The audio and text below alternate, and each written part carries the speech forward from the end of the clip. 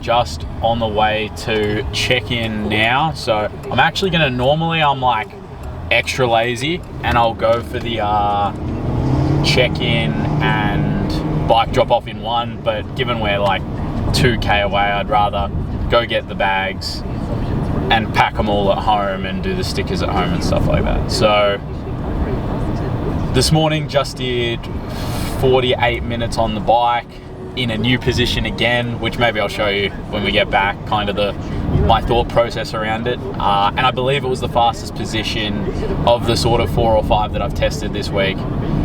And then just did a 5k run off the bike with a couple of strides, and my legs felt very, very springy, which is good. Kind of backtracking to yesterday, I did something I don't normally do in a taper week. I literally only swam about 40 minutes and did nothing else the whole day. I had a horrific sleep the night before because it was like 28 degrees when I was trying to go to bed here in Busselton, and the bedrooms don't have their own split systems. So the room I was in, it is so hot. So I had a terrible sleep. Decided, nothing positive is going to come from me doing extra 2 days out from the race. I'm not going to get any fitter. So just did a swim and relaxed all day. Had a chat with, I had a little bit of work to do regarding like coaching, set up a new client.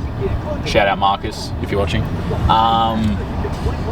And yeah, it was good. Woke up this morning, had a really, really good sleep last night because we did some engineering and we've sort of worked out the cooling setup. So I had a great sleep. Then this morning felt phenomenal for that little brick session I did. So we're on the way to check in. When we come back, we'll do a swim. We will check the bike in, and then I've got to go to the pro briefing at 2:30. In the last video, I said the pro briefing was on Friday, which it wasn't. It is today on Saturday. So I did actually rock up yesterday, and the lady at the venue looked at me like I was an idiot. So that's always good to be extra early to an event. But yeah, we'll get checked in and I'll chat to you guys in a little bit.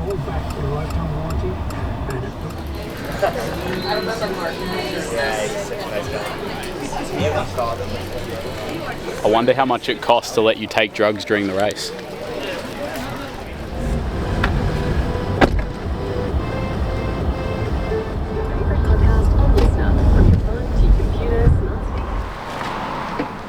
So it is 1:42.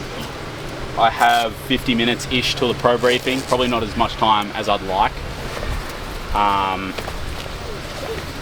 So literally just gonna go in, get 20 minutes into swimming, come back, get changed, go to the briefing at 2:30, and then check the bike in after that. So we won't show you any of the swimming. It's the exact same as what we did yesterday. So talk to you soon.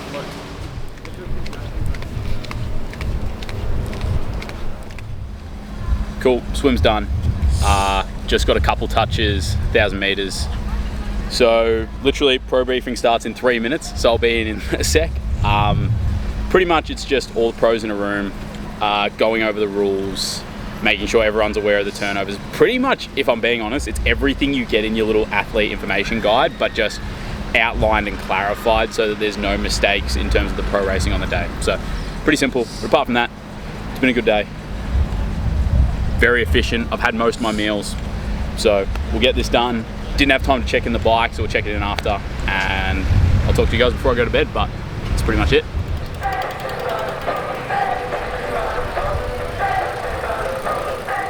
Guys to cut the number off, you'll wrap them, and then the guys can fit the ranges afterwards. Alright, just so you guys aren't getting tied up too long. Alright. Thank you. Just so you guys are aware what we're going to do with price. Alright,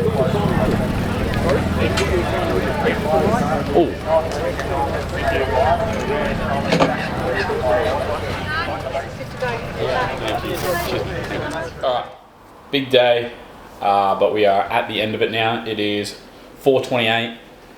So pro briefing went way over on time. There was a lot of confusion about the race ranger, which in fairness, I was pretty confused as well. But it seems to be all sorted. I'm pretty keen to race with the race ranger. I've never experienced it, so I think it can only be a positive. So got home, had a Nutella sandwich, a banana, and sipping on a Powerade. Bike's been racked. I will check it in the morning and pump up the tyres, but everything should be all good. And there's really nothing to do now.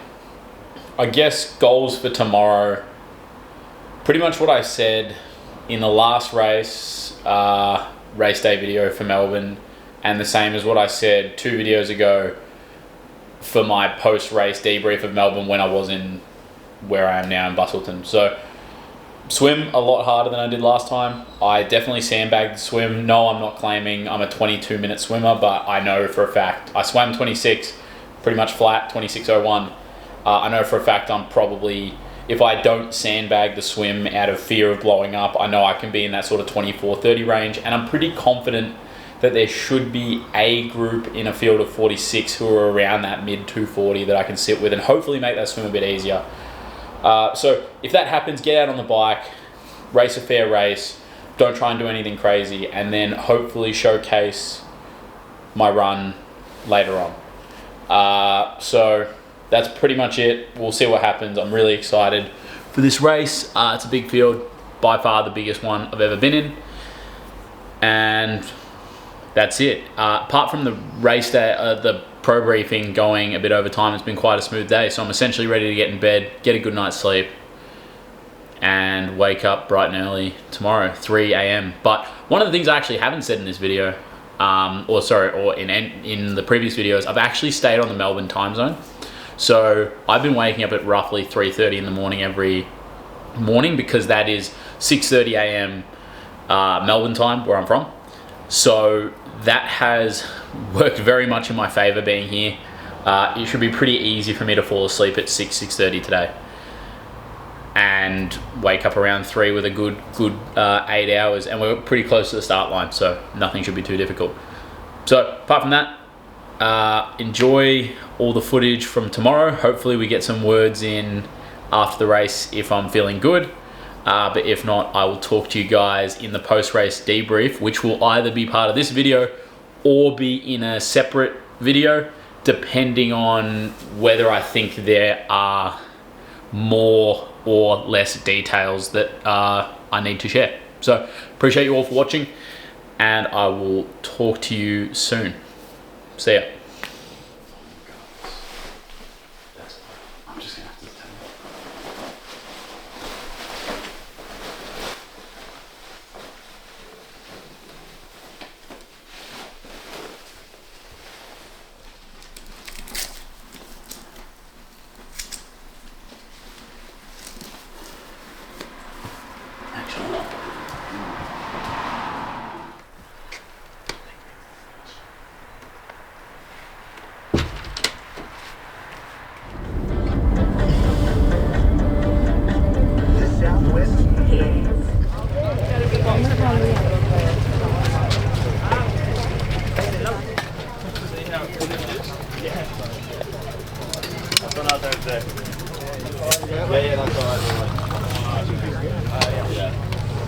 No, these aren't.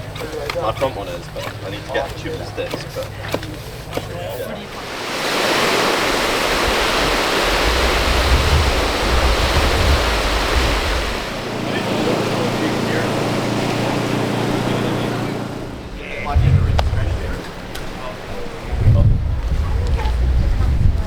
Two, three, yeah, hey, hey, yep.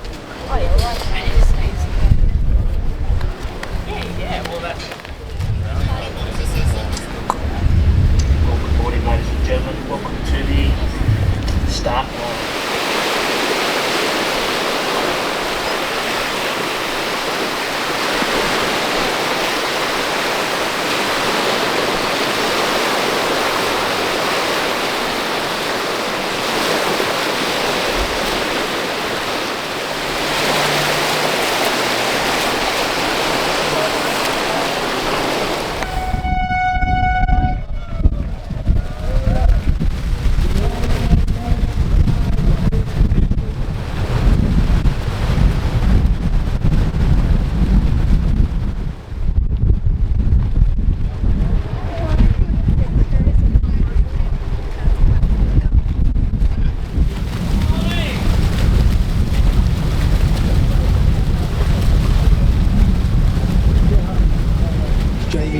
South Africa second. No surprises to see Jamie up the front. Kenji Nina as well.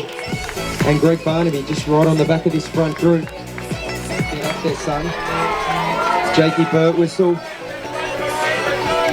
These boys about 20 to 30 seconds back of our lead swimmers.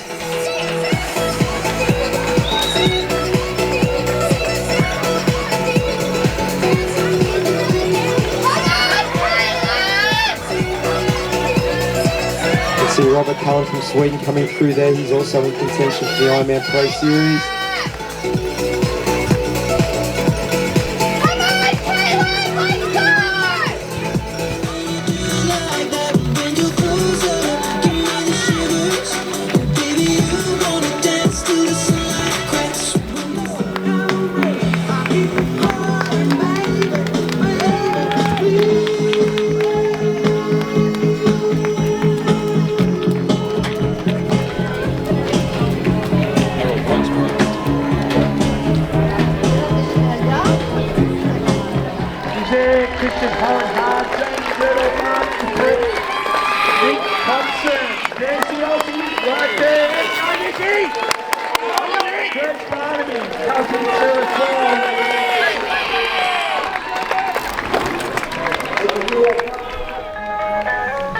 It's nice to see you up and about. Yeah, you just saw Will Rollo heading out there.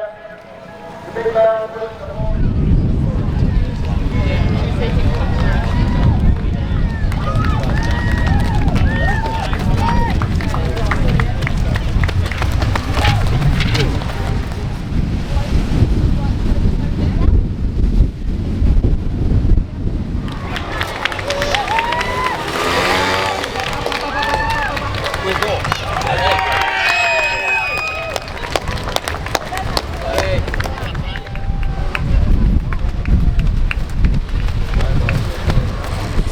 Job done for Gregory Barney. Not only did he take home the Ironman 70.3 Asia Pacific Championship title,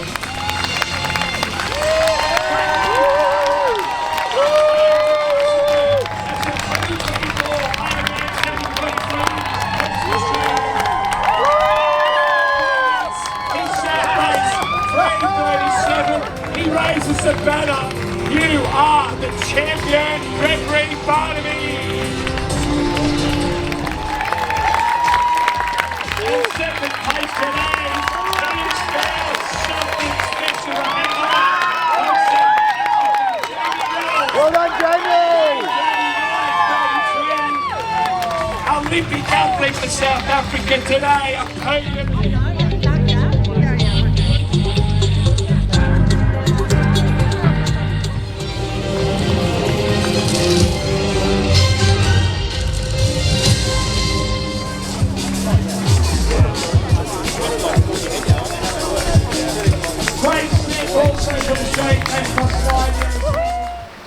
G'day. Jump forward about 2 days. It's now December 3rd, so 2 days after the race. Pretty average performance. I am not going to sit here and talk about the race too much because, you know, the numbers sort of speak for themselves. It unfortunately was my second worst 70.3 ever, including my first one. So 4:14 when a winner is going 3:37 is a pretty pathetic result.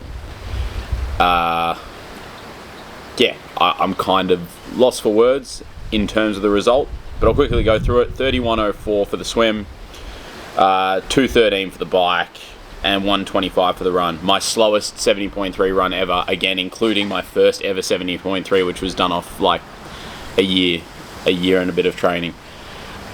So swim, look, 31 seems worse than it is. It's my usual swim deficit. The leaders were roughly 25 minutes. The conditions were quite poor. Look, one of the things I was desperate to do was I wanted to get in a group. So I got into a group of like 5 people. I think I was 5th last. Like I think there was a small group further back than me.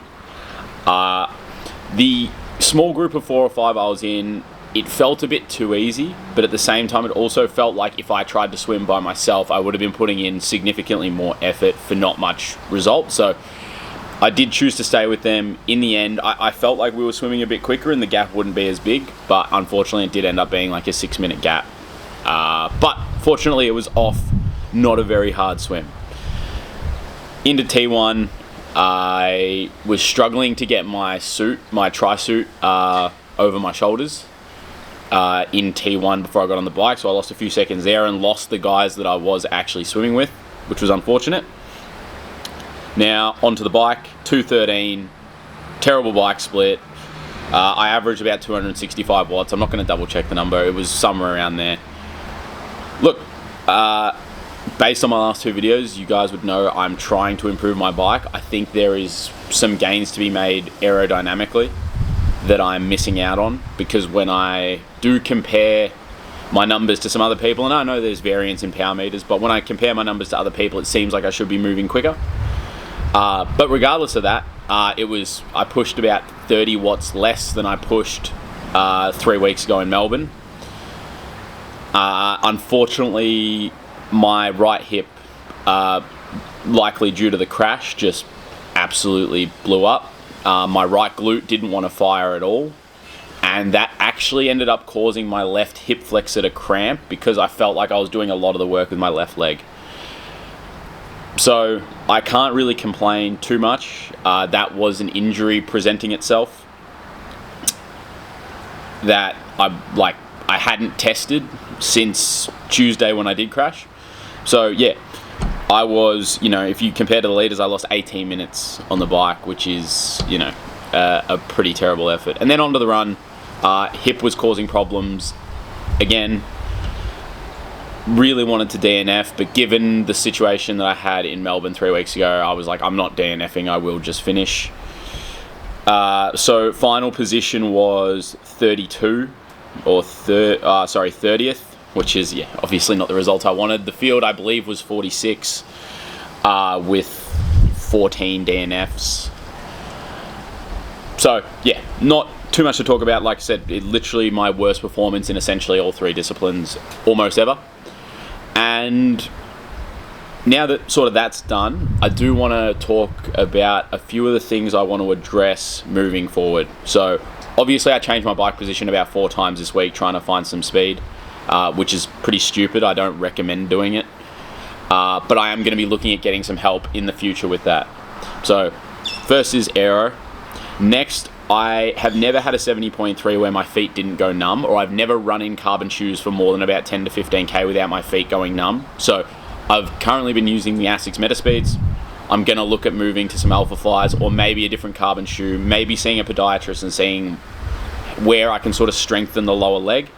Because even when I ran a half marathon a while ago, not even off the bike, at around K15, 16, my feet just went completely numb. So I want to address that. And the third one is sleep. Now, this is not one I've talked about on YouTube specifically. I've talked about it briefly in my free How to Write Your Own Triathlon program video, which the link is in below. But I, for the past sort of 8 to 10 months, have very much struggled with sleep. So this will be poor sleep latency in terms of time to go to sleep, waking up in the middle of the night, not being able to fall back asleep, and waking up too early in the morning and not being able to fall back asleep. So that was exaggerated here in Busselton. I couldn't get the room to the temperature I wanted, so I essentially had 10 days of 5 hours of sleep a night because I couldn't get the temperature down to a comfortable temperature for me. So that will be the other thing I look to address moving forward before I decide to race in the next few months. So look, I don't want to take up too much time. It was a poor result. It's unfortunate. All I really want to do is prove that I deserve to be in the pro field, which I haven't done yet. So, I know, I'm not going into these races hoping to win, but I just want to prove that I deserve to be there. And I'm currently 0 from 3 in that regard. So I appreciate anyone who's made it this far into the video and found any of the recap useful. And I appreciate the few people on course who, while I was running, said that they enjoyed the channel or enjoyed the content. So very much appreciated. And yeah, like I said, I'd like to thank you all for watching, and I will catch you in the next one. Hopefully I won't take too long of a break after this race, and we'll get back into the YouTube, because I do enjoy doing it, and I know it's sort of the most useful content in a way. So anyway, I will try and do the outro again, but I will talk to you guys soon. See ya.